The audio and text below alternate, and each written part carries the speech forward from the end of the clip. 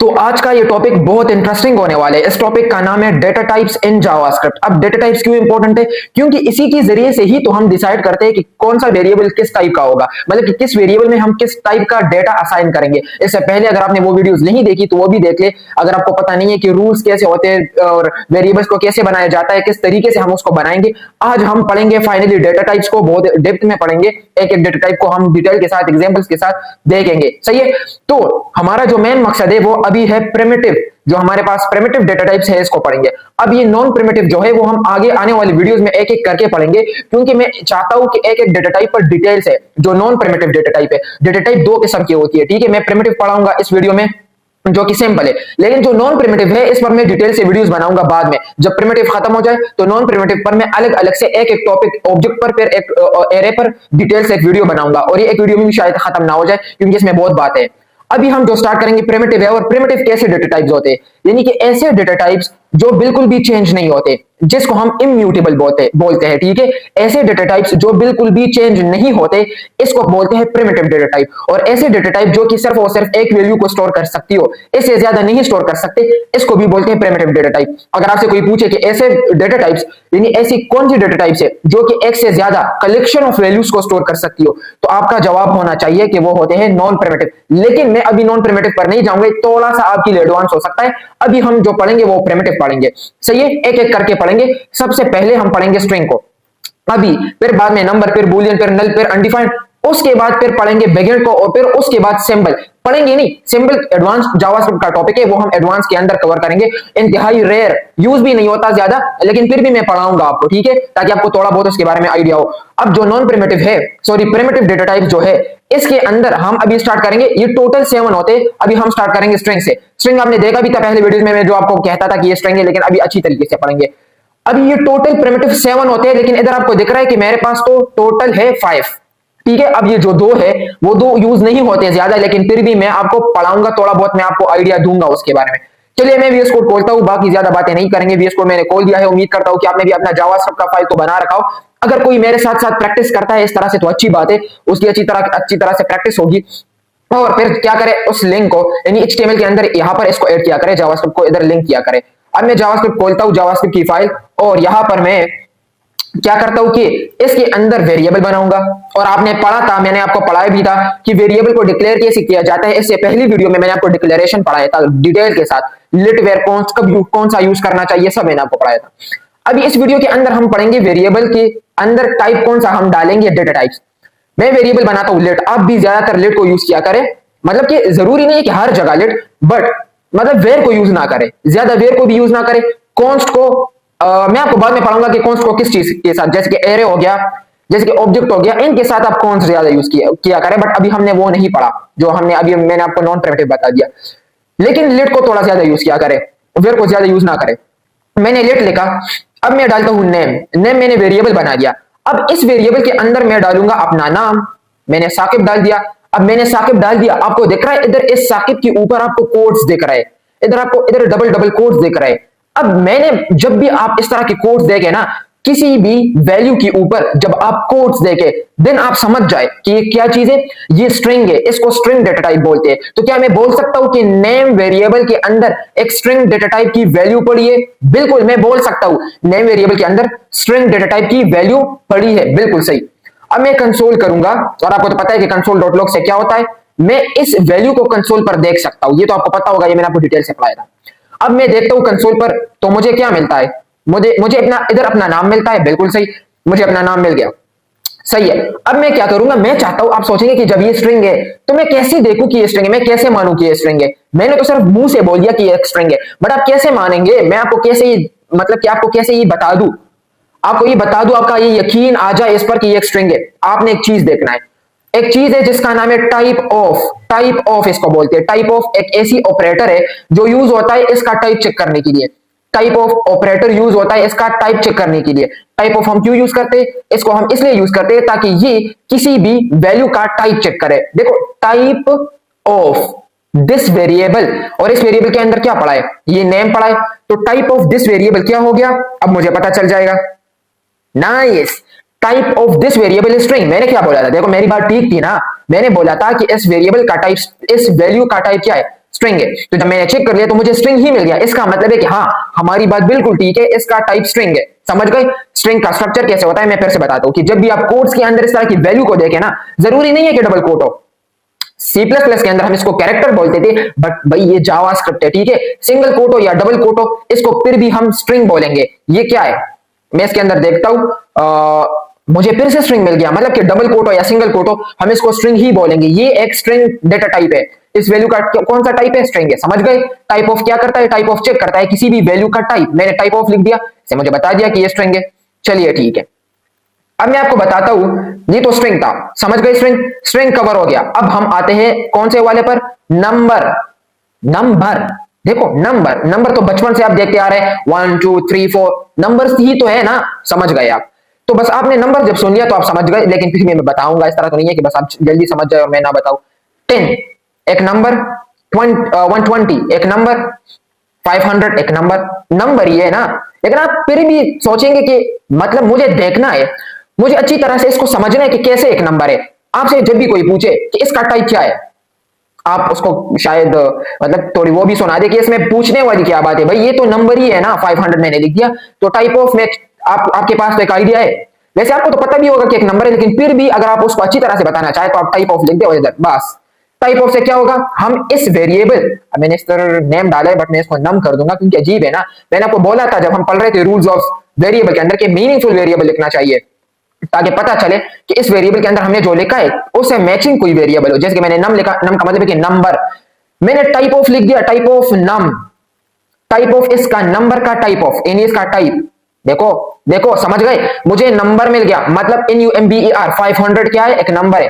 अब इधर एक चीज है जो आपने अगर C++ पढ़ रखा है ना, उसके अंदर हम इसके लिए 500.5 इसके लिए हम फ्लोट यूज करते थे, बट इधर आपने फ्लोट फ्लोट कुछ भी यूज नहीं करना, इधर आप नंबर, और इधर हम कोई भी नंबर नहीं लिख रहे, इधर हम, मैंने आपको पढ़ाया था सबसे फर्स्ट वीडियो में, सॉरी सेकंड वीडियो में, कि जावास्क्रिप्ट एक डायनेमिकली टाइप्ड या वीकली टाइप्ड लैंग्वेज है। इसमें हम कोई भी टाइप इधर स्टार्ट में डिफाइन नहीं करते, बस इधर हम सिर्फ इसको डिक्लेयर करते हैं लेट वेरी और कॉन्स्ट से। ठीक है, मैंने 500.5 लिख दिया, इसका क्या मतलब है?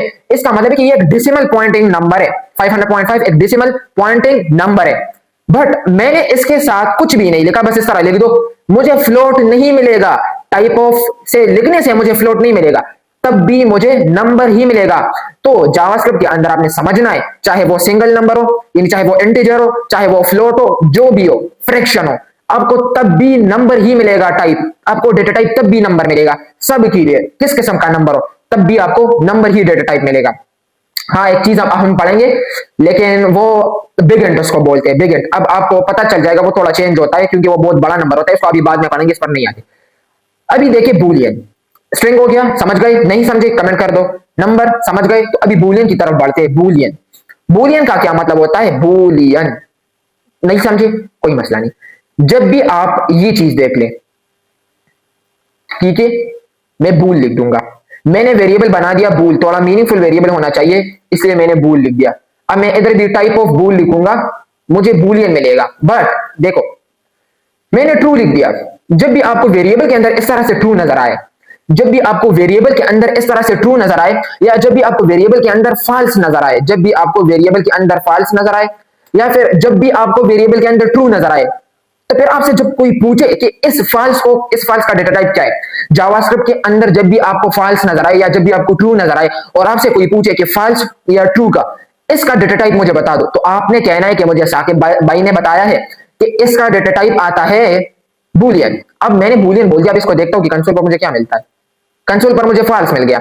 अगर मैं इधर ट्रू लिखता तो मुझे क्या मिलता? कंसोल पर ट्रू मिलता। लेकिन आपने अगर उसको बताने प्रूफ के साथ कि इसका डेटा टाइप बूलियन है, तो आप कैसे बताएंगे? आपको तो मैंने अभी बताया था ना, बिल्कुल सही, बिल्कुल सही। अगर सोचा है ना, अगर आपने सोच लिया कि टाइप ऑफ, तो बिल्कुल सही सोचा है, टाइप ऑफ के जरिए से हम इसका टाइप चेक कर सकते हैं। अभी तो मैंने पहले भी बताया था ना, टाइप ऑफ देखो बूलियन, तो इसका मतलब है कि जब भी हम फॉल्स लगाए, जब भी हम ट्रू लगाए और उसका टाइप ओके और उसका हम टाइप चेक करना चाहे, तो मैं टाइप ऑफ लिखूंगा तो मुझे क्या मिलेगा? बूलियन मिलेगा। अब सिर्फ ट्रू से नहीं बल्कि फॉल्स से भी मुझे बूलियन मिलता है। देखो बूलियन, समझ गए? बूलियन ही मिलता है मुझे।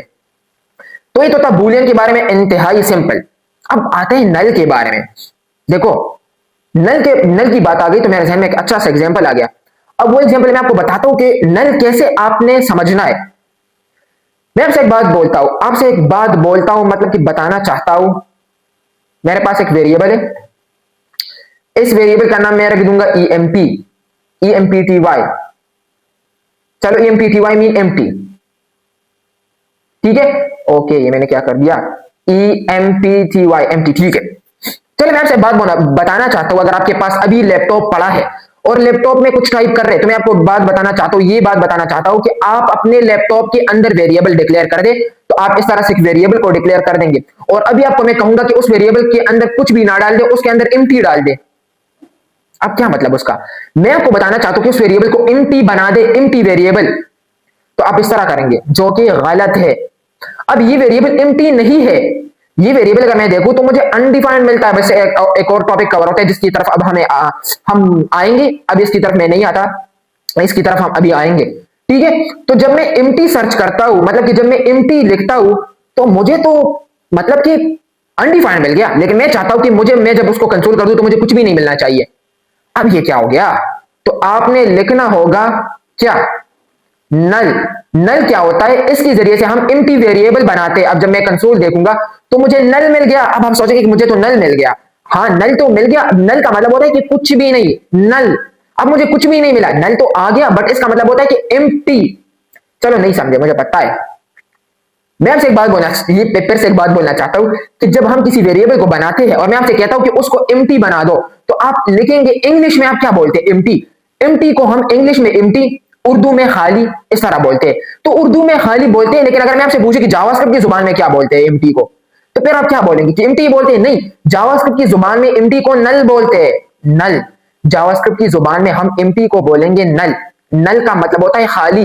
तो इसका मतलब है कि मैंने इसको खाली वेरिएबल बनाया, मैंने इस वेरिएबल को एक खाली वेरिएबल बनाया, ये एक खाली वेरिएबल। अब ये खाली वेरिएबल कैसे, क्योंकि इसके अंदर मैंने नल डाल दिया। नल हम खुद डालेंगे इंटेंशनली। आपको याद रखना चाहिए कि जब भी आप प्रोग्रामिंग के अंदर इस तरह से कोई वेरिएबल देख लेना, तो इसका मतलब कि उस बंदे ने वेरिएबल को खाली वेरिएबल करार रखा है। मतलब कि जब भी आप किसी वेरिएबल के अंदर कुछ भी सेट नहीं करना चाहते, उसको बिल्कुल खाली रखना चाहते, कुछ भी नहीं, मतलब कि कुछ भी नहीं, तो फिर आप उस वेरिएबल के अंदर नल डालें। नल का मतलब कि उस वेरिएबल के अंदर कुछ भी नहीं, वो बेचारा खाली है, समझ गए। तो नल का मतलब होता है खाली। नहीं समझे, वीडियो को थोड़ा सा पीछे करके फिर से देखे। मैं कोशिश करूंगा कि आपको समझा दूं, लेकिन अगर फिर भी नहीं समझे मुझे कमेंट करके बोल दे, मैं फिर अगली वीडियो में उसकी एक्सप्लेनेशन फिर से कर दूंगा, ठीक है। अभी बढ़ते हैं अनडिफाइंड की तरफ। अब अनडिफाइंड क्या होता है, इसका मतलब भी नल की तरह ही होता है। अनडिफाइंड भी नल की तरह ही कुछ कुछ होता है, बट इसके अंदर भी डिफरेंसेस है, वो डिफरेंसेस हम देखेंगे। अच्छा, मैंने आपको इसका टाइप नहीं दिखाया, तो चलो इसका टाइप भी देख लेते हैं। टाइप ऑफ एम्प्टी, मुझे क्या मिलेगा, ऑब्वियसली मुझे ऑब्जेक्ट मिलता है। ये बात मैंने आपको बतानी थी जो कि अभी आ गई। ये क्या हो गया भाई, टाइप ऑफ एम्प्टी देखने से मुझे नल क्यों नहीं मिला, ऑब्जेक्ट क्यों मिला। देखो आपको एक बात बता, आपने किसी से नहीं बोलना, बट जावास्क्रिप्ट ने 1995 में, जब जावास्क्रिप्ट ब्रेंडन एच बना रहा था 1995 में, तो ब्रेंडन एच बेचारे से एक गलती हो गई थी, और वो ये गलती थी कि उसने नल टाइप में ऑब्जेक्ट डाल दिया, जो कि गलती है, जावास्क्रिप्ट का एक बग है। बस किसी को बताना मत, क्योंकि काफी शर्म की बात है। वैसे शर्म की बात नहीं है, बट इंसान गलती हो जाती है। तो इसी तरह से ब्रेंडन एच से भी गलती हो गई थी 1995 में।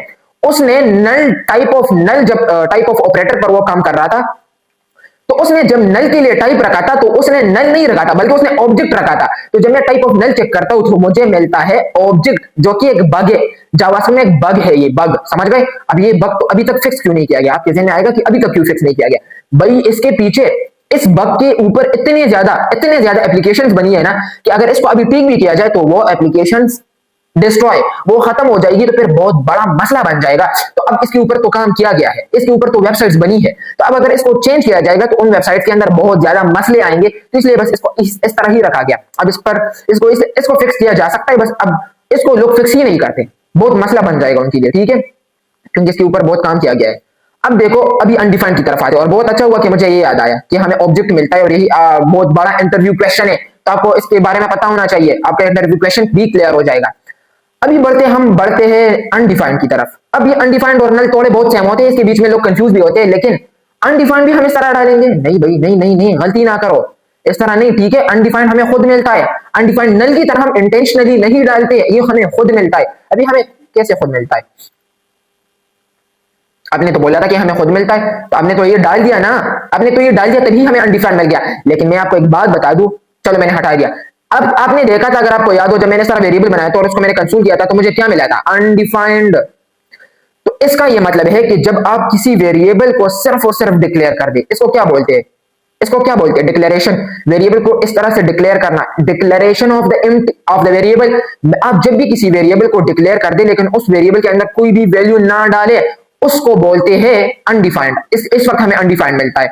अब अनडिफाइंड कब मिलता है? जब भी आप किसी वेरिएबल के अंदर इस तरह से कुछ भी ना डाले, कुछ भी ना डाले इस तरह से, बस इसको इस तरह से डिक्लेयर कर दे। तो वेरिएबल को जस्ट डिक्लेयर करना बट उसके अंदर कुछ भी ना डालना क्या कहलाता है? अनडिफाइंड। इस केस में हमें अनडिफाइंड मिलता है। अब अनडिफाइंड के ऊपर बातें और भी है, वो हम पढ़ेंगे फंक्शन के अंदर, वो हम पढ़ेंगे ऑब्जेक्ट्स के अंदर, बट अभी हम उसकी तरफ नहीं गए ना, तो इसलिए मैं उसको डिस्कस नहीं करूंगा। बस इतना डिफरेंस बता दिया कि अनडिफाइंड क्यों मिलता है, अनडिफाइंड का क्या मतलब होता है। किसी भी वेरिएबल को डिक्लेयर करना बट उस वेरिएबल के अंदर कुछ भी ना डालना, ये कहलाता है अनडिफाइंड। अब अगर मैं आपसे एक बात कहूं कि आपके पास एक बोतल है, उस बोतल के अंदर पानी भी नहीं है, वो बोतल खाली है, तो मैं कहूंगा कि ये बोतल अनडिफाइंड है। अगर आपके पास एक बोतल है, उस बोतल के अंदर कुछ भी नहीं है लेकिन उस बोतल के ऊपर एक लेबल लगा रखा है किसी ने कि ये बोतल खाली है, बोतल खाली भी है और ऊपर से लेबल भी है, तो हम बोलेंगे कि ये नल है।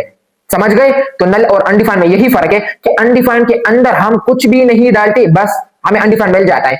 नल के अंदर हम कुछ डालते हैं, नल खुद से डालते भी है, नल डालते हैं तभी हमें नल मिलता है, मतलब कि तभी हमें कुछ भी नहीं नल मिलता है। हाँ, बट उसका डिफरेंस ये है कि नल के अंदर हम कुछ डालते, अनडिफाइंड में हम कुछ भी नहीं डालते, जस्ट वेरिएबल को डिक्लेयर कर दो बस। देखो, जस्ट डिक्लेयर किया, कुछ भी नहीं डाला, मुझे अनडिफाइंड मिल गया। चलो, ये सारे के सारे तो क्लियर हो गए। अब आते बिग एंड की तरफ।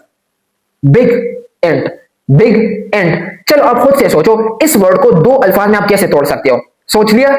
बिग एंट, बड़ा इंटीजर। एंट मीन इंटीजर, बहुत ही बड़ा इंटीजर। जब बहुत ही बड़े इंटीजर को हमने कंट्रोल करना हो ना, तो वो बिग एंड डेटा टाइप के जरिए से करेंगे। अब देखो, मैं इसमें डालता हूं एक नंबर, बहुत बड़ा नंबर, ऐसा बड़ा नंबर ना जिसको जावास्क्रिप्ट कंट्रोल ही नहीं कर सकता। वो कहेगा कि भाई ये क्या चीज डाल दिया आपने मेरे अंदर। देखो, मैंने ये बहुत ही बड़ा नंबर डाल दिया। अब इस नम को मैं करता हूं कंट्रोल। अब देखो, इधर आपको 3 डॉट दिख रहे हैं, इस 1 के नीचे आपको 3 डॉट दिख रहे हैं, ये वाले, ये आपको दिख रहे हैं। देखो, जूम करके दिखाता हूं, तो आपको 3 डॉट से पता चलना चाहिए कि कुछ ना कुछ गड़बड़ है, कुछ ना कुछ गड़बड़ है। अब देखते हैं कंसोल पर। ओके भाई, ये क्या मिल गया? ये क्या मिल गया? मैंने क्या किया था कंसोल और मुझे क्या मिल गया? E+33। अब ई असल में साइंटिफिक नोटेशन के लिए यूज होता है, अगर आपने सही तरह से फिजिक्स में ही पढ़ रखा है। बट मतलब मुझे तो इस तरह नहीं चाहिए। कैसा नंबर है? +33 +33, ये मुझे नहीं चाहिए। मुझे प्रॉपर एक वही नंबर चाहिए जो मैंने कंसोल किया है, जो मैंने कंसोल किया है, मुझे सही तरह से वो नंबर चाहिए। तो आपने क्या करना है? कुछ भी ना करें, बस इधर आप इस नंबर के एंड में एन डाल दे। समझ रहे? आपको दिख रहा है ना, ये आपको दिख रहा है, इधर आपको इस नंबर के एंड में एन दिख रहा है। इसी एन को हम कहते हैं बिग एंड। मतलब कि इस एन के जरिए से बिग एंड, बड़े नंबर को इस एन के जरिए से हम कंट्रोल करते हैं। तो इस वजह से हम इस नंबर को अब क्या बोलेंगे? इस नंबर को हम बिग एंड बोलेंगे। देखो, हमें वो नंबर मिल गया, आसानी के साथ हमें वो नंबर मिल गया जो हम चाहते थे। देखो, पूरा का पूरा वो नंबर हमें मिल गया। वो किसके जरिए से? इस इन लगाने के जरिए से। तो बड़े नंबर को जावास्क्रिप्ट में कंट्रोल करना कहलाता है क्या? बिग इंट वो कहलाता है। लेकिन इसका टाइप पेयर क्या होगा? इसका टाइप पेयर कहलाता है, इस बड़े नंबर का टाइप पेयर कहलाता है, क्या कहलाएगा? बता दो ना। बिग इंट, इसको बिग इंट बोलते हैं, ठीक है। अब एक और तरीका भी मैं कर सकता हूं, और तरीके से भी मैं इसको कंट्रोल कर सकता हूं। वो एक कंस्ट्रक्टर होता है। कंस्ट्रक्टर क्या होता है आप सोचेंगे? असल में कंस्ट्रक्टर, देखो देखो भाई, मैंने बिग एंड कंस्ट्रक्टर के जरिए से भी इसको कंट्रोल कर दिया। अब कंस्ट्रक्टर क्या होता है, ये भी एडवांस टॉपिक है, इसको बाद में पढ़ेंगे। बस इतना जाने कि मैं इधर एन लगा दूं, उससे भी इसको कंट्रोल कर सकता हूं, और अगर मैं बिग एंड का यूज करूं तो उससे भी इसको कंट्रोल कर सकता हूं। तो दोनों के जरिए से कर सकते हो ना, मैंने लगा दिया। वाह वाह वाह, ठीक है। तो बिग एंड के जरिए से भी मैं इसको कंट्रोल कर सकता हूं, बड़े नंबर को। इसका टाइप क्या होगा? Big and. समझ गए? तो ये तो हमारा big and. Last data type जो बाकी है वो है सिंबल। अब सिंबल क्या होता है? सिंबल यूज नहीं होता, आपको पहले से बता दूं, ये बिल्कुल भी ज्यादा यूज नहीं होता, बहुत कम यूज है। मैंने तो कभी यूज नहीं किया, बट आपको भी बता दूं यूज नहीं होता, फिर भी आप सीख ले। बिग एंड का यूज हम करते हैं ऑब्जेक्ट्स के अंदर कीज को यूनिक बनाने के लिए। ये एक यूनिक आइडेंटिफायर होता है। अब आप सोचेंगे कि क्या बोल दिया, की ऑब्जेक्ट, ये क्या चीज है? मैंने तो बता दिया था ना भाई, ऑब्जेक्ट सिंबल एक एडवांस टॉपिक है, इसको बाद में पढ़ेंगे। मैंने आज जस्ट एक आइडिया देना था।